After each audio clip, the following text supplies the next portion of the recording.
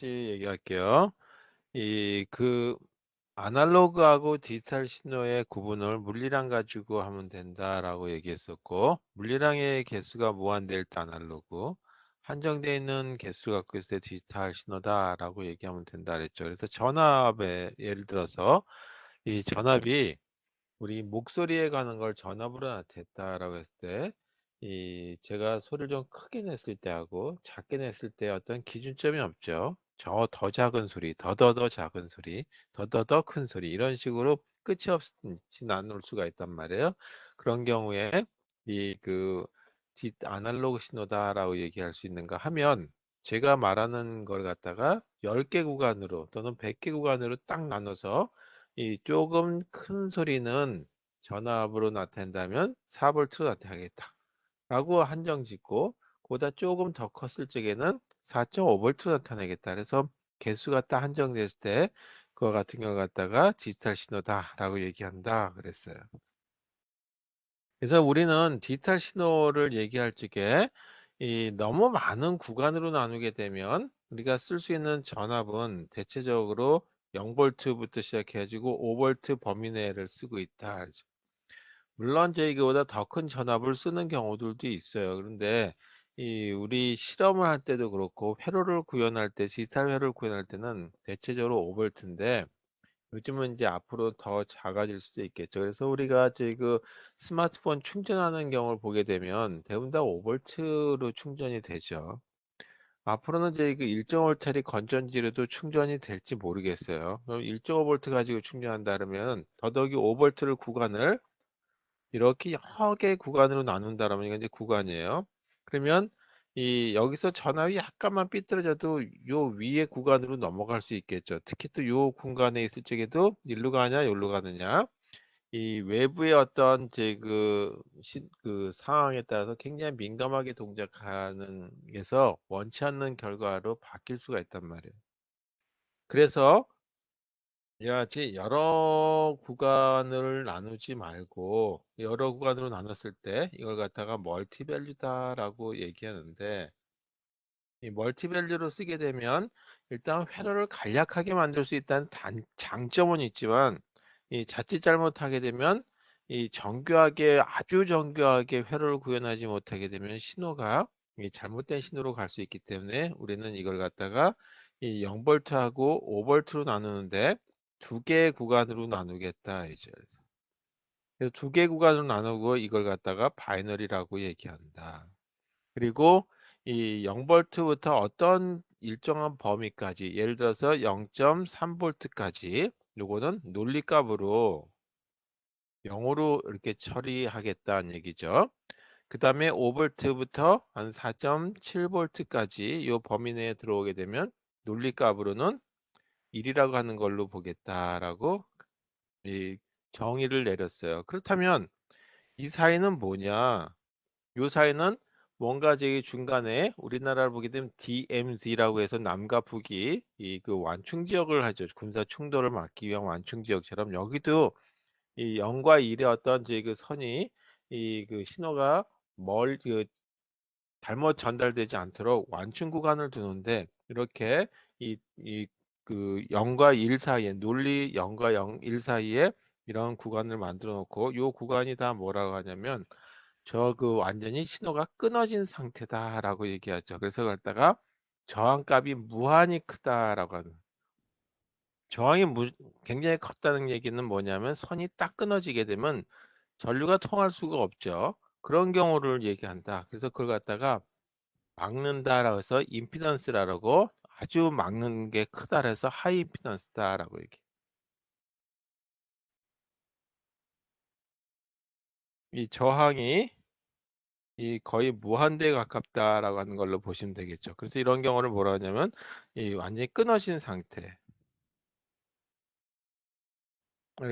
보게 되겠고, 스위치를 본다면 스위치가 붙어 있는 것이 아니라 오프 상태다. 오프 상태 아니 완전히 이 전기가 통하지 않는 상태다라고 보시면 되겠죠. 그리고 끊어지는 경우에는 0이라고 하는 걸 0 하던 1이라고 하는 걸 넣던 큰 문제가 없을 거란 말이에요. 그래서 이런 상태에 대한 거 나중에 이제 하게 되겠지만, 이런 두 가지 상태를 보고 이걸 이 바이너리 신호다라고 하는 거에 대해서 얘기해 보도록 하겠습니다.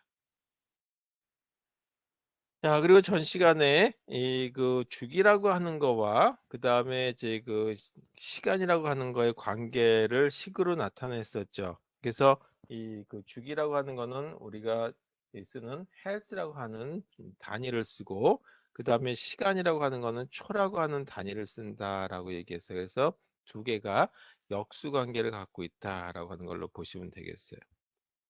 주기라고 하는 거는 우리 사인이라고 하는 거는 뭐 고등학교 때 많이 배웠는데 시작점에서 이 그 여기까지 하나의 이제 그 반복되는 걸 갖다가 주기라고 얘기하죠. 피리어드.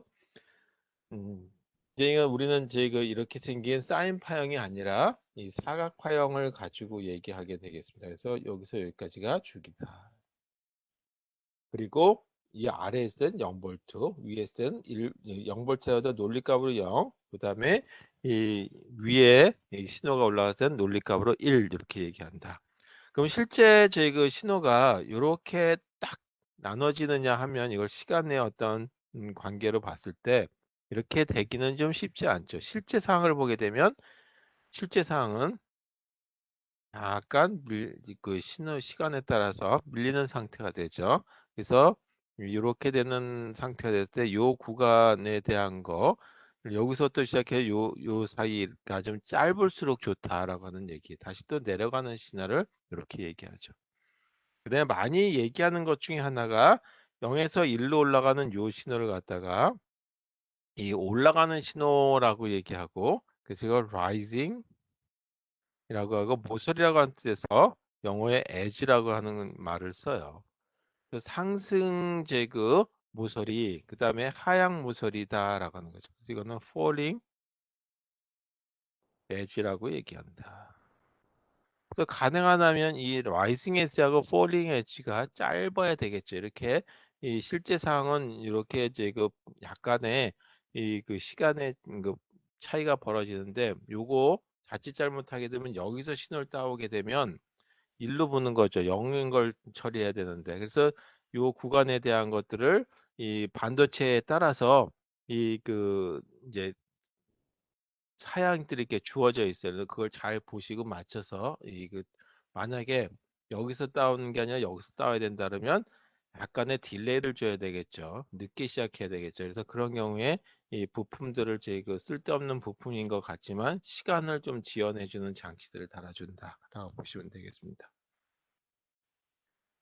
자, 그 다음에 제 전 시간에 안 했던 이제 오늘 하는 게 시작입니다. 그래서 듀티 사이클이라고 하는 말을 쓰는데, 우리 그 논리회로 끝까지 갈 때까지 이 얘기는 거의 이 컴퓨터 구조 시간에 좀 나올까는 모르겠지만, 논리회로를 그 깊게 이제 설계하지 않는 이상은 쓰지는 않겠지만, 그래도 알아둬야 되겠죠. 자, 요거는 무슨 얘기냐 하면 주기라고 하는 걸 아까 얘기했었죠. 주기를 t라고 한번 나타내보자.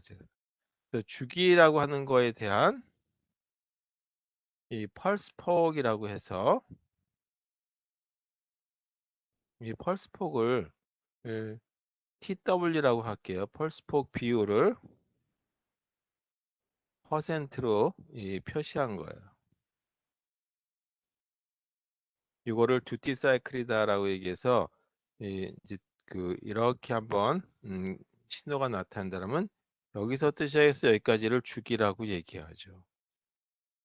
그리고 펄스 폭이라고 하는 건 어떤 부분이냐면 위와 같이 위에 올라가 있는 신호 논리값으로 1이 되는 이 부분을 펄스 폭이다라고 얘기해 보자. 그래서 TW라고 하는 걸로 나타내 보자. 그럼 요거를 예를 들어서 TW가 1ms다라고 가정하고 그 다음에 주기가 10ms다라고 가정한다면 듀티 사이클은 어떻게 계산하냐면 T 대문자 T 주기분의 TW라고 하는 펄스 폭이 되고 이거를 퍼센트로 나타낸다 그랬으니까 곱하기 100을 해야 되겠죠.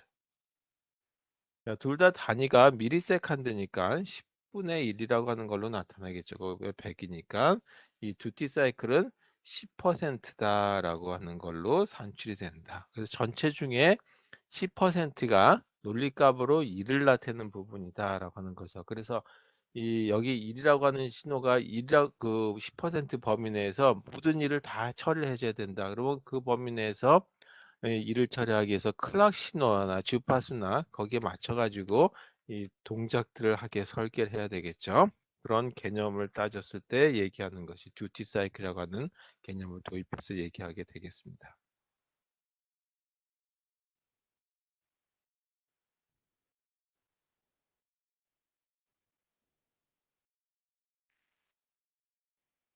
자, 그다음 이제 정보단이라고 하는 것들을 우리가 많이 들어봤어요. 제가 학창 시절 대학 들어갔을 적에는 사실 뭐 비트가 뭔지 바이트라고 하는 것들이 사실 1학년 때는 뭔지 모르다가 논리하러 시간에도 그냥 너무 슬쩍슬쩍 넘어가는 듯 하다가 뭐 컴퓨터 구조 좀 하니까 아 그렇구나라고 알게 되더라고요.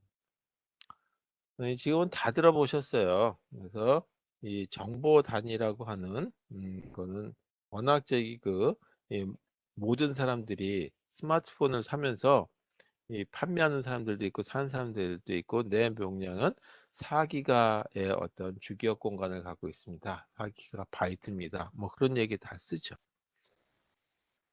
그와 같이 이 바이트냐 비트냐 하는 얘기를 다 알고 있지만 그래도 한번 정리해서 보도록 하죠. 비트라고 하는 거는 이 이진 신호만 가지고 우리가 얘기하는 거기 때문에 이진 신호 하나를 얘기한다 했죠. 그래서 0이라고 하는 신호라고 하는 거든지 또는 1이라고 하는 논리값으로 표현했을 때다. 그럼 1이라고 하는 게 논리값으로는 1이지만 전압을 봤을 적에는 뭐 내가 건전지를 쓰는 1.5짜리 건전지로 논리값 1을 나타낼 수도 있는 거죠. 만약에 앞으로 그런 어떤 기술이 발견했다면 0.5, 1.5V 가지고 모든 걸 쓸 테니까 실제 이 건전지가 1.5V짜리이긴 하지만 이 전압을 재보면 한 1.5, 2V 정도 나오죠. 그래서 1.2V부터 1.5V 사이를 논리값 1로 볼 수도 있겠다 이겠죠. 그래서 여기서는 우리는 논리값 1이라고 얘기하지 전압이 몇 볼트냐라고 하는 것까지는 얘기하지 않겠다라고 하는 거죠. 그 다음에 바이트라고 하는 단위가 있죠. 요거는 이 비트만 가지고 표현하게 되면 자릿수가 많아지겠죠. 하나만 나타내니까. 그래서 0이라고 하는 거는 꺼졌을 때, 1이라고 하는 거는 켜졌을 때를 얘기하는 것입니다. 그런 꺼지고 켜지고 하는 거가 그 하나밖에 없는 것이 아니라 여러 개가 있다면 그것도 저기 나타내는데 굉장히 그 자리가 많아진다면 불편하겠죠. 따라서 그런 어떤 묶음으로 나타내는데 8개의 그 묶음을 비트의 하나의 묶음을 갖다가 하나의 바이트라고 하는 걸로 보겠다라고 하는 거죠. 그래서 보통 이제 컴퓨터에서는 그 2의 지수승으로 보통 표현하기 때문에 우리가 십진수를 쓰는 것이 아니라 그 2의 이 지수승의 개수 가지고 나타난다. 그래서 8은 2의 3승이 되겠죠. 그래서 하여튼 이렇게 이 표현되는 걸로 해서 비트라고 하는 게 바이트라고 하는 걸로 표현하고 우리가 지금 이렇게 썼다라고 한번 해보죠. 2의 소문자 비, 그 다음에 2의 대문자 비 이렇게 표현했을 때 분명히 차이가 있어요. 이 소문자 비로 표현했을 때는 비트를 나타내는 거고 그 다음에 대문자 비트를 나타냈다면 이거는 바이트라고 하는 걸 나타내는 거다. 그래서 이 대문자 비 그러면 2개 바이트를 얘기하는구나 라고 하는 걸로 표현한 거다 라고 보시면 되겠습니다. 다음 워드라고 하는 단위가 있어요. 워드라고 하는 단위는 실제 그 비트로 따지게 되면 몇 개의 비트냐라고 하는 개념을 정의를 해놓지 않았어요. 그래서 이 뭐 컴퓨터를 설계하는 사람 입장에서 또는 뭐 이제 CPU를 설계하는 사람 입장 또는 프로세서를 뭐 다양한 프로세서를 만드는 사람 입장에서 내가 만든 거는 뭐 워드가 워드머신인데 뭐 3개의 워드를 동시에 처리합니다라고 하면 한 개의 워드가 몇 비트인지 분명하게 알려줘야 된다. 그래서 보통 요거는 그냥 n개에 해당되는 바이트들을 하나의 워드로 표현한다. 그래서 2개의 바이트를 하나의 워드로 표현해서 16비트를 한 개의 워드로 볼 수도 있고 또는 32비트를 하나의 워드로 본다면 4개의 바이트를 하나의 워드로 볼 수도 있겠죠. 지금은 이제 그런 컴퓨터 회사가 사라졌는데, 뭐 유니백이라고 하는 컴퓨터 회사가 이 80년대까지 있었어요. 근데 보게 되면 워드머신인데 이 이해 지수승이 아니라 이제 그 예를 뭐 아까 얘기 32비트가 아니라 16비트에다가 8개 그 4비트를 더 더하는 뭐 이제 그 20비트짜리도 있고 그런 식으로 이해 지수승이 아닌 걸 하나의 워드로 쓰는 경우들도 없지 않아 있었기 때문에 요거에 대해서는 이 딱 이거다라고 얘기할 수 크기를 정할 수는 없겠지만 이렇게 쓴다. 자, 그 다음에 제 그 바이트라고 하는 거하고 좀 관련해서 니블이라고 하는 단위로 쓰기도 하는데 요거는 이 4비트를 니블로 나타내는 경우도 있는데 그리 이 많이 사용하지는 않고 이 간혹가다 이제 우리가 논리회로를 표현하는데 이렇게 쓰기도 하고 또는 또 제 그 이 회로를 실제 요즘에는 프로그램으로 만들어 들어가기도 하죠. 그래서 그런 경우에 이 하나의 그 변수 크기를 정할 때 니블이라고 하는 단위를 간혹 쓰기도 한다라고 보시면 되겠습니다. 자, 다음은 이 기본적인 어떤 논리 동작에 대한 거다 하죠. 그래서 그걸 갖다가 논리 소자라고 얘기한다. 또는 게이트라고도 얘기해요. 이거 다 그 게이트니 뭐 이런 것들이 다 어떻게 보게 되면 이 그냥 하나의 말로 만들어 놓은 용어에 불과한 거기 때문에 그렇게 뭐 이제 그 어려워하실 필요도 없습니다. 우리가 이제 그 트랜지스터라고 하는 개념이 있었고 트랜지스터라고 하는 거 전에 진공관이 있었죠. 그런 트랜지스터들을 좀 묶어가지고 어떤 특별한 기능을 할 수 있도록 한다 했을 때 그거를 부품들을 묶어서 한 덩어리를 만들어 놓고 그거를 뭐라고 이름을 붙일 것이냐라고 했을 때 그거를 게이트라고 이름을 붙였어요. 논리 동작해주는 부품들. 그래서 그 부품 속에는 여러 개의 트랜지스터들로 구성될 수도 있고 또는 여러 개의 다이오드라고 하는 뭐 트랜지스터하고 유사하긴 하지만 그런 걸로 만들어질 수도 있다라고 보시면 되겠습니다.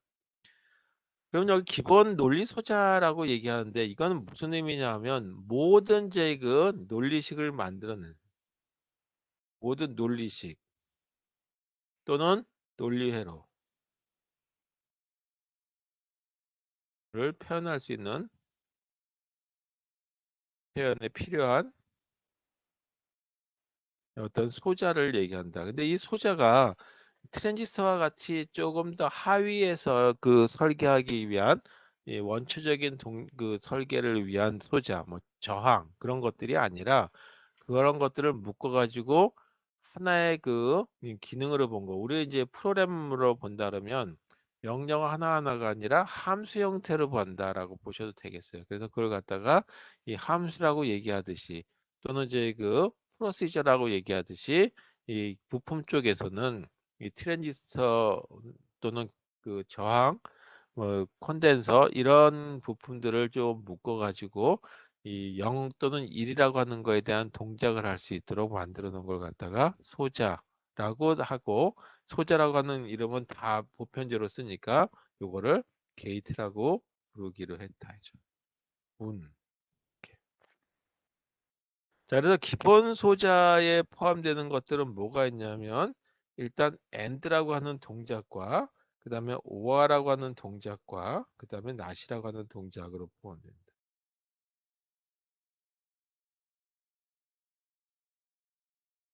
이렇게 해서 그 세 가지인데 사실 and라고 하는 거 자체가 이 표현 방법에서는 and gate라고 얘기할 수도 있고 또는 이제 그런 거는 부품으로 만들었을 때는 게이트고 요거를 갖다가 그냥 논리식으로 표현한다면 이 and 그다음에 연산자라고 불러도 되겠죠. 그다음에 or도 마찬가지 or와 gate라고 할 수도 있겠고 또는 or와 연산자라고 할 수도 있겠다. 그리고 또 not도 not gate 또는 not 연산자라고 하는 걸로 표현할 수도 있겠다 이거죠. 그래서 이와 같이 그 not이라든지 or라든지 and라고 하는 이런 모든 것들은 다 뭐와 관련되냐 하면 이 그 스위치 동작과 관련된다 하죠. 이것들은 다 스위치 동작과 관련.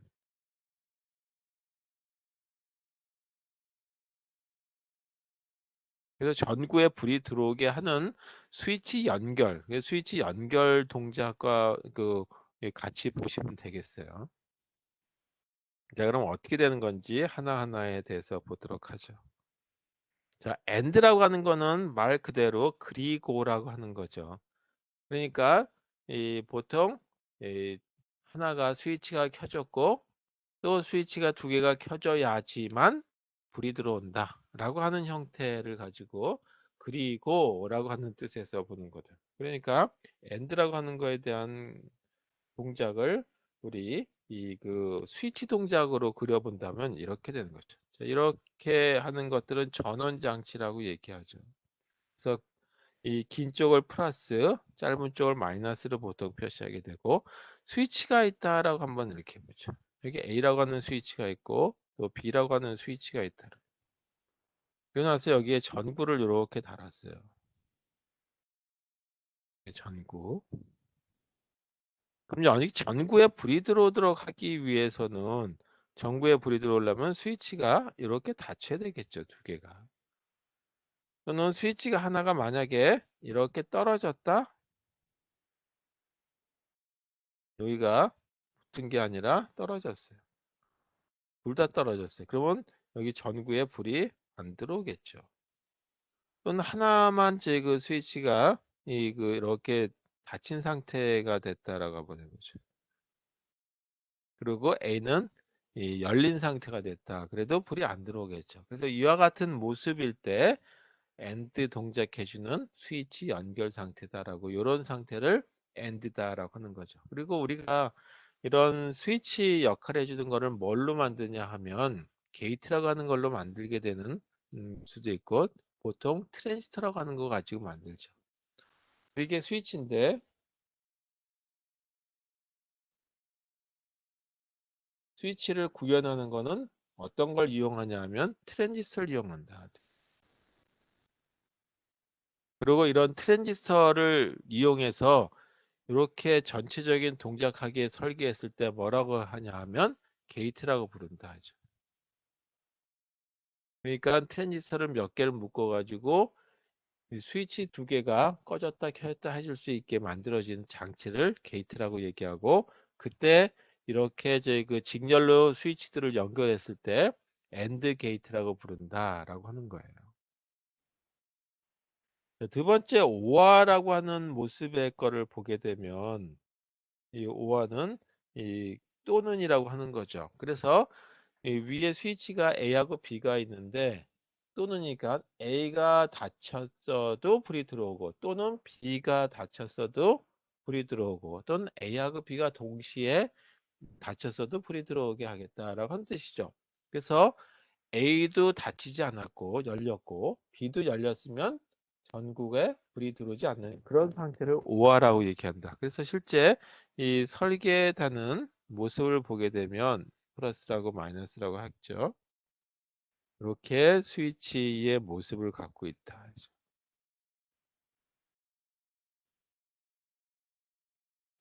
이 전구고 이 A라고 하는 스위치와 B라고 하는 스위치가 있고 이 동시에 이렇게 닫힌다든지 하면 불이 이렇게 들어오겠죠.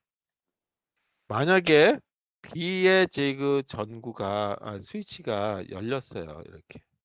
그래도 이쪽 플러스에서 실제적으로는 마이너스 이렇게 전류가 흐르는 거있기는 하지만 이렇게 전류가 흘러서 결국은 이 전구에 불이 들어오겠죠. 거꾸로 B는 닫히고 A가 열려 있어도 이 불이 들어올 거다. 그래서 A 또는 B가 닫히면 스위치가 닫히면 이 그 전구에 불이 들어온다. 그래서 A 또는 B가 온 상태가 되면 이 전구가 켜진다. 자, 이렇게 생긴 동작해 주도록 이 부품들을 만드는 거죠. 그래서 A라고 하는 스위치, B라고 하는 스위치는 트랜지스터로 만들고 이것들을 한 덩어리로 만들었을 때 그리고 이거를 부품으로 만들었을 때 게이트라고 부른다 하죠. 그리고 무슨 게이트라고 부르냐? 오아 게이트라고 부른다 하죠. 자, 세 번째 낫에 대한 거를 볼게요. 낫. 낫이라고 하는 거는 이 아니라고 하는 뜻이죠. 반대로 간다는 뜻이다. 그래서 지금 요거에 대한 모습을 설계할 적에는 그냥 이 간단하게 조금 전에 만든 것처럼 스위치만 가지고 되는 것이 아니라 반대 동작해야 되기 때문에 전자석이라고 하는 걸 이용해서 설계를 해줘야 될 것 같아요. 자, 이렇게 전압 장치가 있다고 가정하고 그다음에 여기에 스위치가 있는데 스위치가 만약에 있다고 가정하고 전구가 있고 전구가 있어요. 근데 이 전구 닫는 스위치 부분을 보게 되면 여기에 이렇게 이 그 용수철처럼 돼 있는 부분이 있어요. 이 스프링이라고 합니다. 그리고 이 스위치가 이런 상태로 붙었다 떨어졌다 하는데 여기에 뭐가 붙었냐 하면 이렇게 생긴 이 전자석 부분에 해당되는 이 솔레노이드라고 하는 전자석이 여기 있다. 자, 전자석이라고 하는 거는 쇠붙이에다가 이 코일을 감죠. 그래서 코일인데 뭐 니크롬선 같은 걸 줄줄이 감아가지고 이렇게 이제 색깔을 좀 달리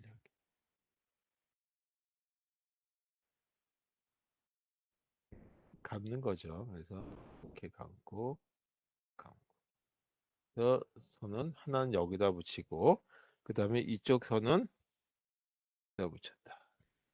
그 자석이기 때문에 이 여기가 자석이 되게 되면 이 스위치 이거를 갖다가 이 잡아당기게 되겠죠. 그리고 자석이 떨어지게 되면 스프링이 당기니까 스위치가 온 상태가 이렇게 온 상태가 되는 거란 말이에요. 그래서 이 전자석이 동작을 하게 되면 스위치는 어떻게 되냐면 이걸 잡아당기기 때문에 업 상태가 된다. 조금 그림이 이상한데 여기 붙어 있으면 안 되고 이렇게 붙어 가지고 스프링이 당겼다 놨다 할 수 있게 아주 약한 이 그 탄성을 갖고 있는 스프링이다라고 하는 거죠.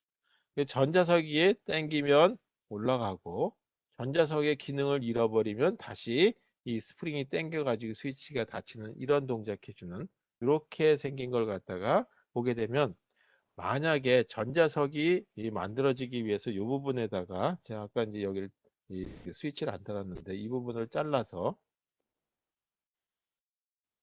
이걸 잘라서 이 스위치를 한번 달아보도록 하죠.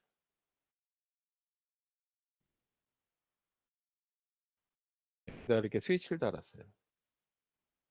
네, 스위치를 달아서 스위치를 이렇게 누르면 스위치가 눌러지게 되면 전자석이 동작을 하게 되겠죠. 그럼 전자석이 동작하니까 이게 올라가겠죠. 그러면 불이 꺼지는 거예요. 만약에 이 스위치를 닫히지 않은 상태에 이렇게 된 상태였다라고 하면 이거 업 상태였다라고 스위치가 오프 상태였으면 어떻게 되냐면 전자석의 기능을 잃었으니까 스프링이 이 스위치를 당기죠. 그래서 이 전구에 불이 들어오는 상태다. 따라서 이 스위치 A라고 하는 거와 전구 상태를 보게 되면 A라고 하는 걸 누르지 않았으면 이 스위치를 껐으면 전구에 불이 들어오는 거죠. 그리고 이 A라고 하는 스위치를 누르면 전구가 꺼지는 거죠. 그래서 완전히 반대 동작해주는 이런 걸 갖다가 낫이라고 얘기하고 이렇게 전자석이 들어있는 것처럼 동작하는 이런 거를 한 덩어리를 만들었을 때 뭐라 하냐면 낫 게이트라고 부른다. 자, 물론 거기에 실제 그 전자석이 들어간 건 아니고 요걸 만들기 위해서는 이 트랜지스터만 가지고 사용하게 했습니다.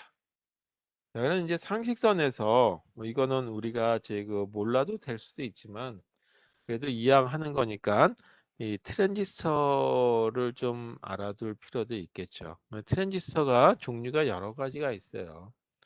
이 그 바이 그 그러니까 이제 그 BJT라고 하는 트랜지스터도 있고 모스 트랜지스터라고 하는 것도 있고 그런데 우리는 이번에는 모스라고 하는 기능에 메탈 옥사이드 실리콘이라고 하는 형태의 이 트랜지스터에 대한 걸 가지고 스위치 동작에 대한 거를 보도록 하겠습니다. 자, 스위치로서의 이 트랜지스터는 어떻게 만들어지느냐라고 하는 걸 보게 되면 이 트랜지스터의 모습을 이렇게 그려요. 여기에 보게 되면 지금 제가 이렇게 그리는 이 부분이 있죠. 여기에 동그란 게 들어가는 경우도 있고 없는 경우들도 있어요. 자, 이 중에 하나를 뭐라고 얘기하냐면 드레인이라고 얘기하고 하나를 소스라고 얘기한다.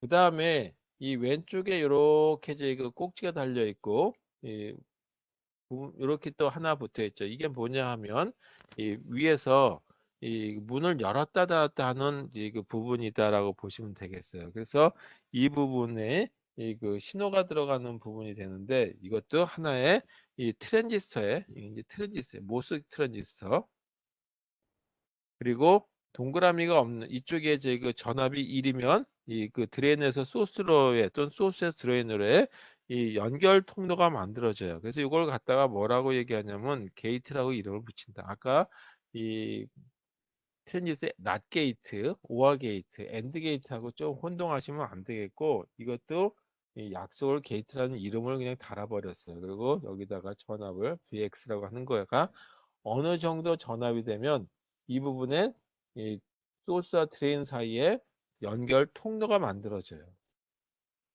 그래서 이걸 보게 되면 BX라고 하는데 이 전압이 0이 걸리게 되면 어떻게 되냐면 드레인하고 소스 사이에 이렇게 이 연결이 끊어진 것처럼 만들어지고 만약에 BX라고 하는데 5V를 이렇게 걸었다 하라고죠. 양으로. 그러면 이 드레인하고 소스 사이에 스위치가 이렇게 연결된 걸로 만들어진다.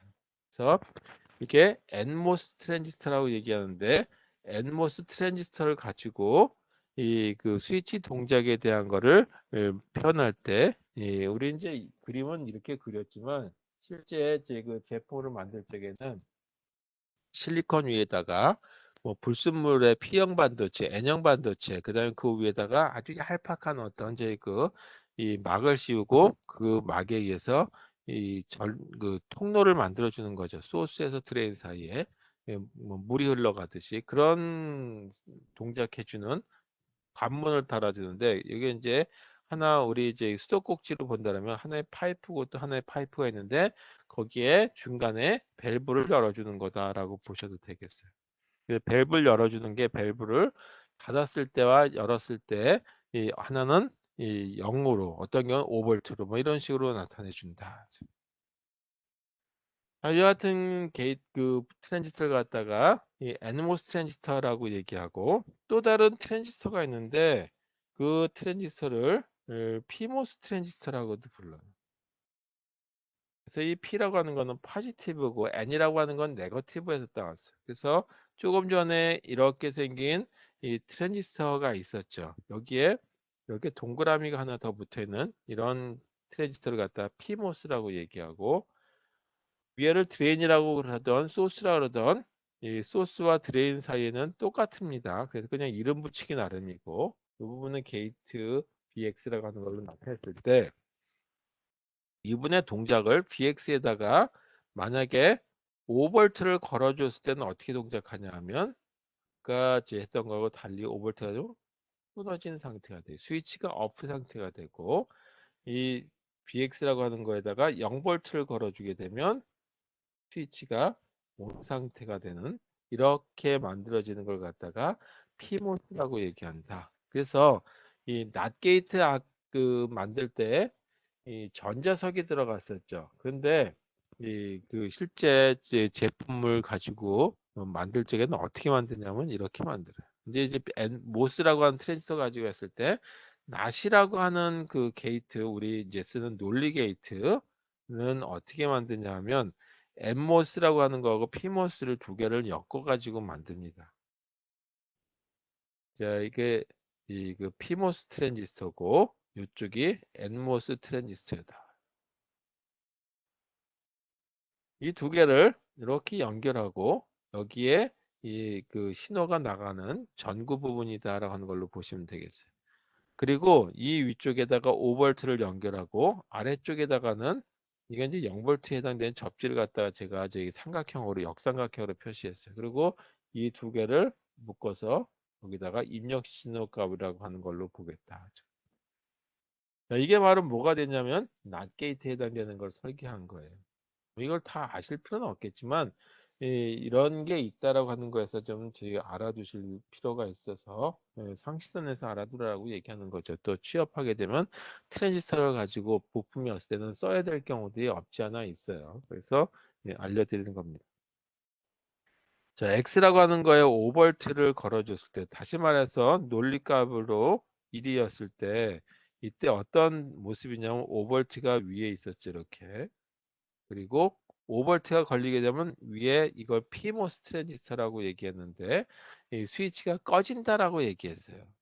여기가 스위치가 이렇게 업 상태가 되고 그 다음에 이 5V가 되면 아래 제 그 트랜지스터는 온 상태가 되죠.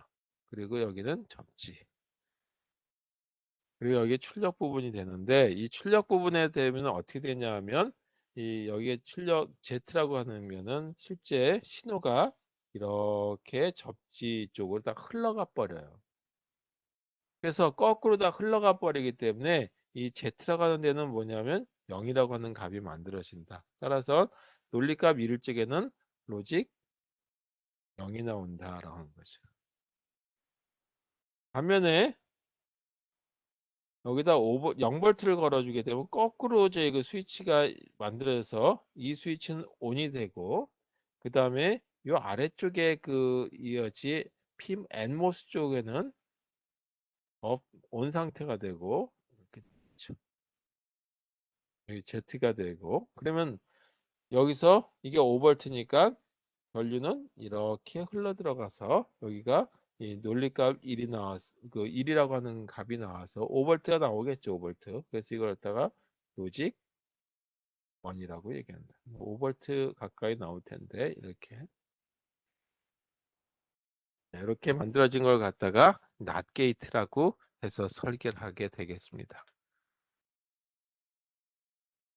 자, 그러면 엔드 게이트나 이 그 낫 게이트를 가지고 모스 회로를 그리는 건 조금 복잡하긴 하기 때문에 그거는 좀 이따 하도록 하고 실제 이 그 트랜지스터에 대한 모습은 어떻게 생겼는지 보도록 하겠습니다.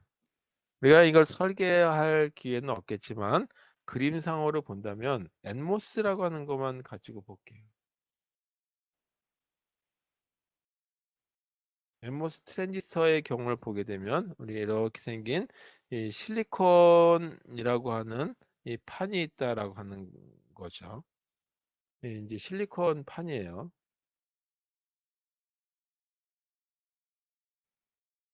여기에 뭐냐면 불순물을 집어넣죠. 그래서 불순물이 이 P라고 하는 기능을 갖기도 하고 N이라고 하는 기능을 갖기도 하는데 여기에 뭐 불순물에 대한 거는 이제 뭐 이 그 얘기할 필요 없고 P라고 하는 그게 들어가서 이 이거 갖다가 판을 substrate라고 불러요. 자, 그리고 반도체 공정에서 이 부분을 이렇게 파 들어갑니다. 여기를 이렇게 파요. 그래서 여기 판 부분이 이제 뭘 그릴 거지만 여기에 이 N형 반도체를 이렇게 넣지 N형. N형 불순물이 되도록 하기는 N형 불순물을 집어넣어서 N 동작하게 만들고 그 다음에 요 위에다가 아까 이렇게 생긴 모습을 그렸었죠. 이렇게 뭐 이런 모습을 그렸었는데 이 부분에 해당되는 부분이 요거. 여기에 해당되는 걸 쓰기 위해서 여기 이 그 옥사이드라고 하는 걸 여기다 집어넣는다. 옥사이드는 산소인데 이걸 집어넣고 이렇게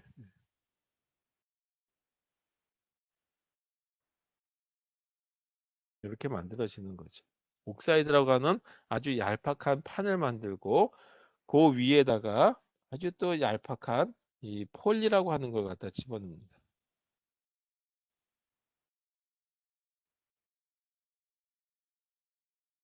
이거는 폴리라고 합니다.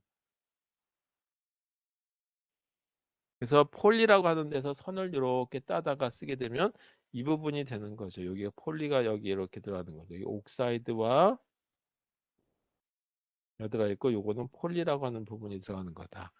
그래서 만약에 전압이 가해지게 되면 이 사이에 이 N형과 N형 사이에 통로가 만들어져요. 이렇게 이제 그 뭔가 그 전류가 흘러다니는 통로가 만들어지는데 이 통로를 뭐라고 얘기하냐면 물이 흐르는 시냇물과 같다 그래서 채널이라고 얘기해요.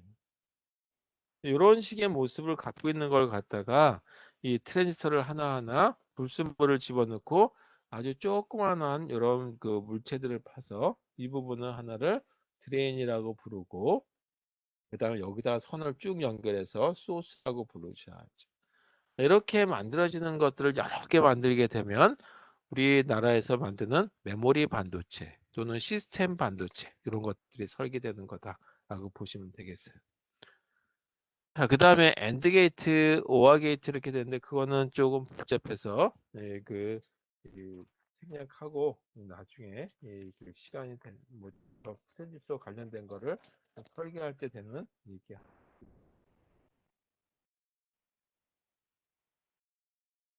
자, 그 다음에 다이오드라고 하는 걸 가지고도 구현을 할 수도 있어요. 지금까지는 트랜지스터 가지고 얘기했는데 다이오드라고 하는 거 가지고 이 게이트 설계를 해보자. 다이오드에 대한 심볼은 이렇게 생겼어요.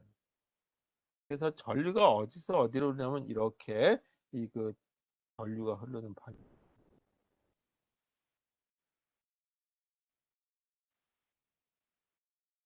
이 다이오드를 스위치로 사용할 수도 있겠죠. 그래서 AND하고 OR에 대한 것만 한번 보죠.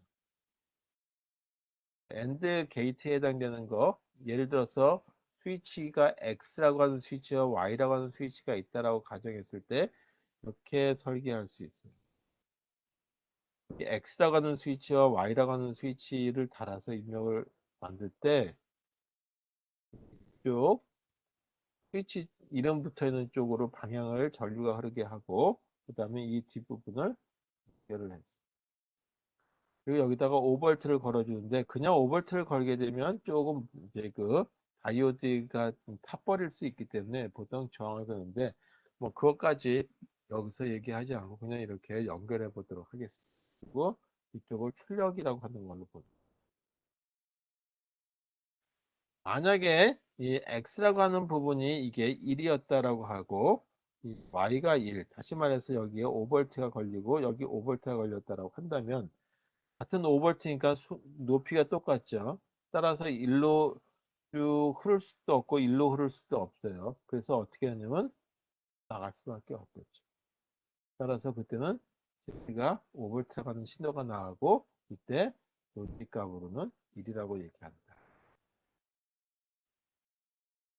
자, 반면에 여기가 0에 해당되는 걸로 걸렸다라서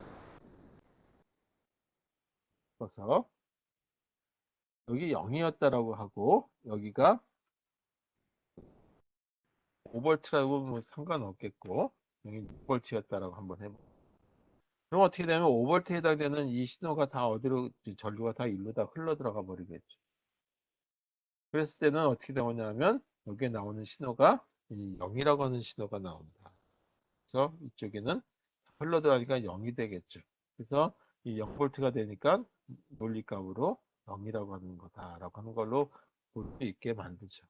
이때 저희 그 다이오드는 종류를 어떤 걸 쓸 것인지는 이 보통 이제 그 제너 다이오드니 뭐 그런 얘기를 하는데 다이오드도 상당히 이제 그 제품의 종류가 많으니까 5V 상태에서 동작하는 것인지 아니면 3V인지 그 사양을 보고 결정을 내려주시면 되겠습니다.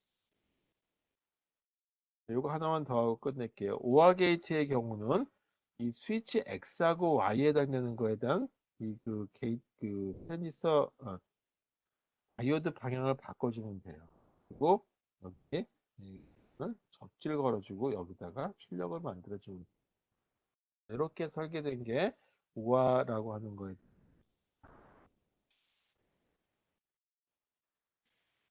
자, 이와 같이 트랜지스터를 이용하던, 모스 트랜지스터를 이용하던, 아니면 다이오드를 이용하던, 우리가 사용하는 거는 이런 것들을 합쳐가지고 만들어져 있는 회로를 이용하게 되는 거죠. 그래서 그런 회로들이, 부품들이 얼마나 많이 들어있느냐라고 하는 것들을, 이제 부품들을 만들어서 얘기할 때 IC라고 부르죠. 그래서 그 IC라고 하는 것도 이 그 부품의 개수에 따라서 이 분류를 하기 시작했어요. 꽤 오래된 얘기지만, 그래서 그걸 갖다가 디지털 직접 회로라고 얘기합니다. 이거에 대한 구분을 이렇게 나누는데 SSI라고 하는 거와 그 다음에 MSI라고 하는 거와 LSI 그 다음에 BLSI, 요즘에는 ULSI라고도 부르죠. 우리 요건 많이 들어봤어요. VLSI. SSI라고 하는 거는 이 그 아까 얘기했던 게이트들, 낫 게이트라고 봤을 때 게이트들이 몇 개 들어갔느냐라고 하는 걸로 보는 거예요. 낫이라고 하는 동작할 수 있는 게 몇 개 정도 라고 하는 걸로 해서 S는 딱 몇 개다라고 하는 건 없고 대체적으로 요 정도다라고 하는 거죠. 우리가 지금 이제 실습한다고 한다면 실습하는데 주로 사용되는 부품들은 SSI라고 하는 그런 어떤 패키지라고 하는 걸로 하나의 부품으로 만들어져서 시중에 판매되는 거죠. 이걸 스몰 스케일이라고 합니다. 스몰 스케일로 만들어졌다 해서 인테그레이션입니다. 그 다음에 여기서 M이라고 하는 거는 미디엄이라고 하는 뜻이에요. 미디엄 스케일이라고 하는 뜻이고, 그 다음에 LSI라고 하는 라지 스케일이다. 그 다음에 VLSI는 아주 크니까 크긴 큰데 very large다라고 하는 거죠.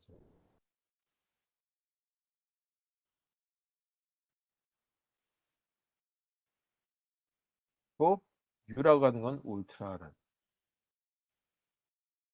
게 만들어져서 제품이 만들어져 있고, 이런 것들을 실제적인 그 부품들을 가지고 테스트도 해볼 수 있게 만들어져 있고, 가격들도 뭐 20원, 100원 뭐 이런 식으로, 뭐 500원 이런 식으로 만들어져 있죠.